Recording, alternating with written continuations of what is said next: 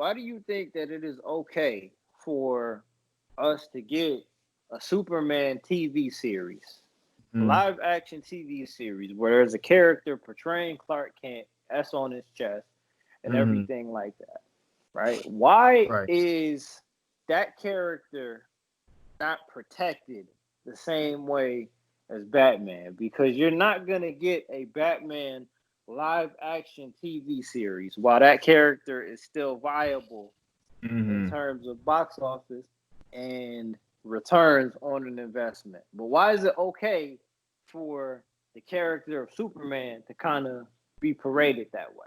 I think it's simply because Superman, as iconic as he is, isn't the go-to guy anymore in terms of pulp culture status. I mean, by default, being Superman, he has a level of regard and recognition worldwide, right?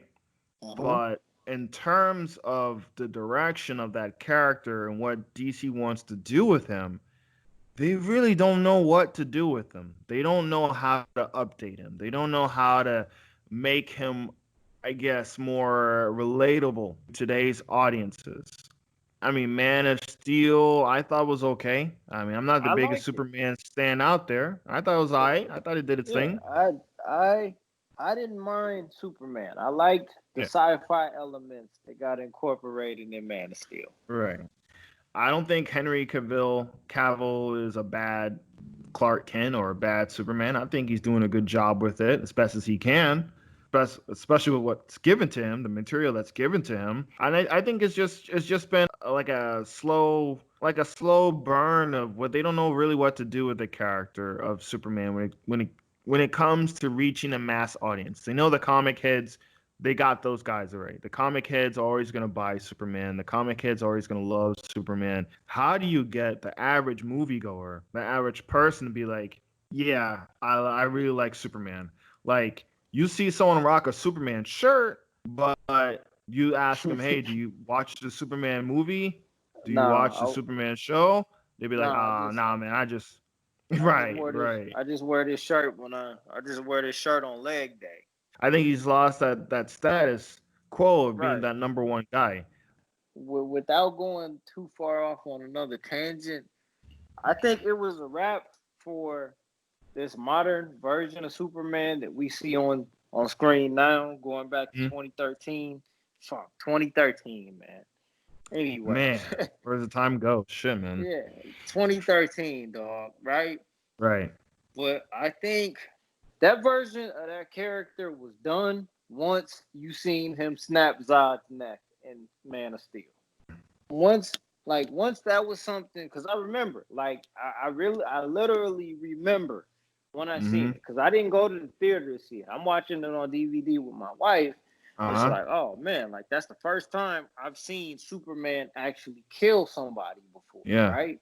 And my wife wasn't sure. She didn't understand why that was really a big deal. But when that was when it was a wrap for me. That's when the tide kind of shifted right there for that version of that character, because there's no going back from that.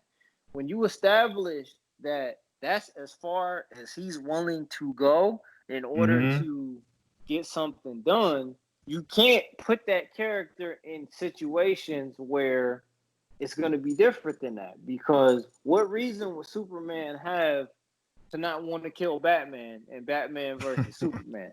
When Batman's Especially with active, Lois Lane's life is yeah. right? But not only that, but up until a certain point, Batman is actively trying to kill him, right? Or at least Right. that's what we're being led to believe up until that point in time. So, just going back to what it was you were saying, it's unfortunate, but at the same time, I think there's no going back. Like, would we rather? Because I'm not gonna watch.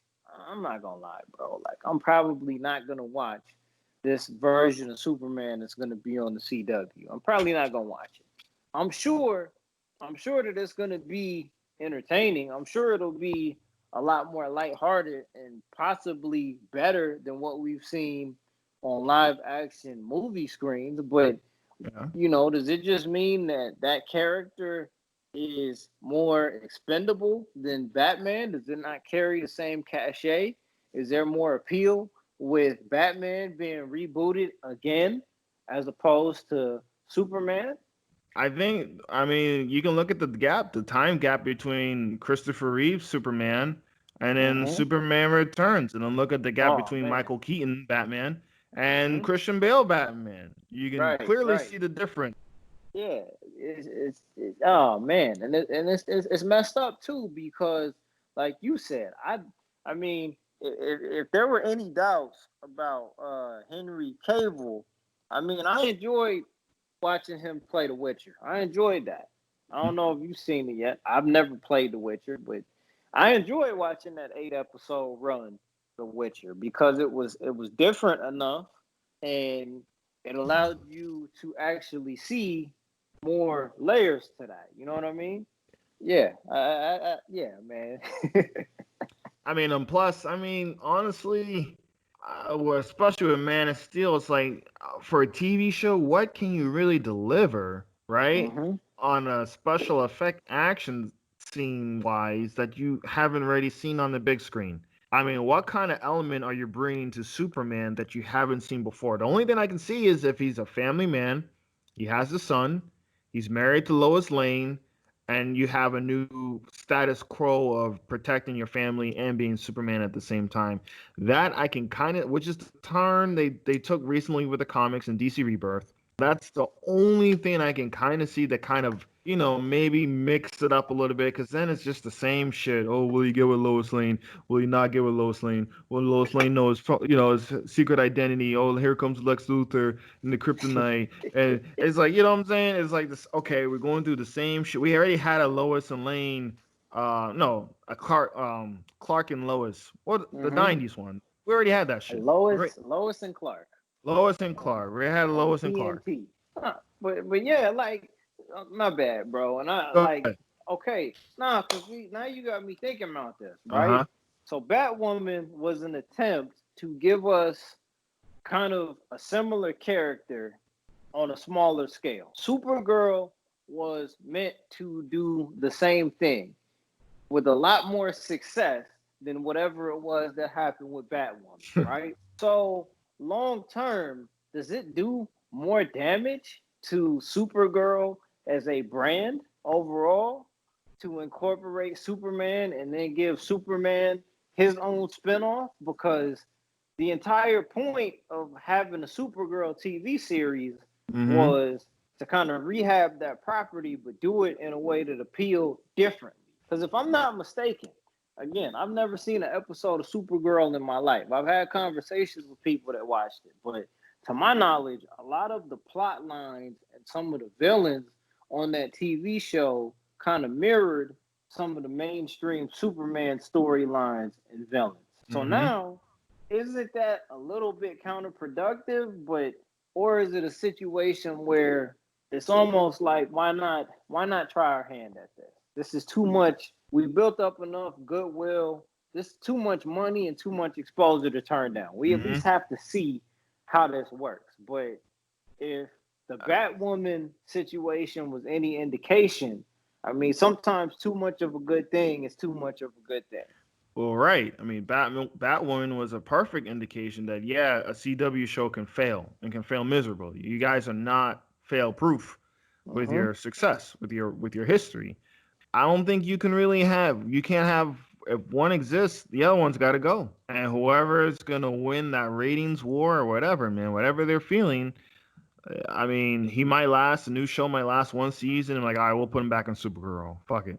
Or whatever, man. I don't think there's a clear winner in this for both of them. I think there can only be one, especially with this kind of show.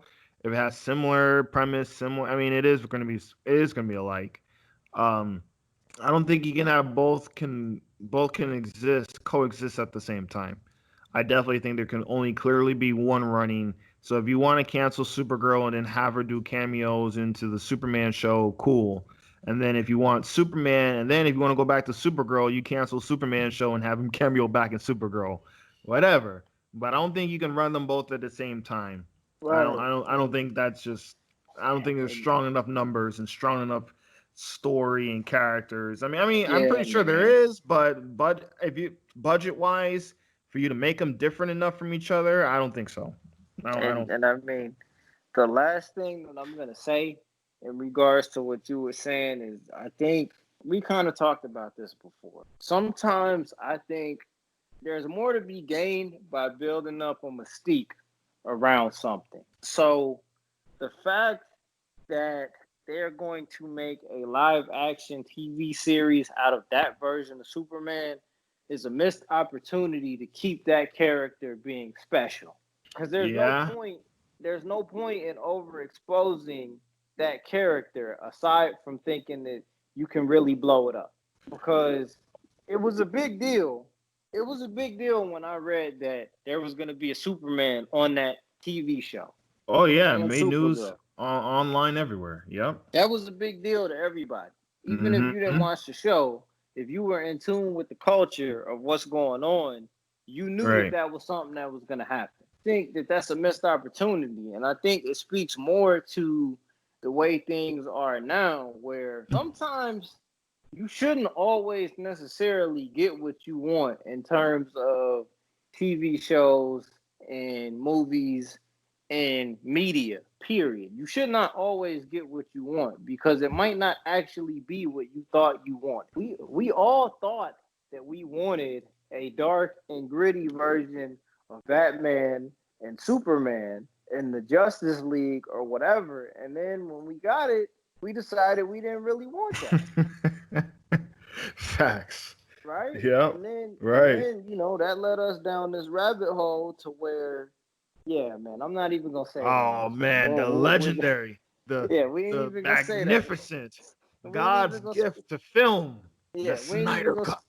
Yeah, I didn't even want to say it, bro. I didn't even want to say it, but Oh, sometimes I just think, like, I don't know, man. Like keeping something in a certain light, or keeping uh-huh. something special, or reserving a certain level of mystique around something can do more good than anything else in this era of everybody getting what they want right when they want